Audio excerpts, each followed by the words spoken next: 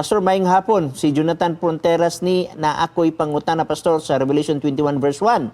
Kanang word nga si nagpasabot ba nga walay dagat sa new heaven o new earth? Una nga tubag din sa Revelation chapter 21 verse 1, adunay gipahayag ang balaan nga kasulatan dinhi. Nag-ingon diri.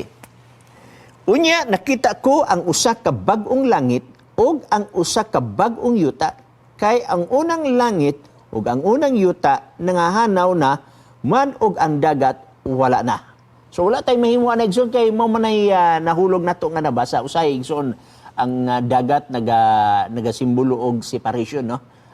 Ang mamagita nga daghan sa ato mga kaigsuonan ni sa Pilipinas na narbaho dito sa Middle East o asang nga area igsoon, so adunay pagseparar sa matag usa.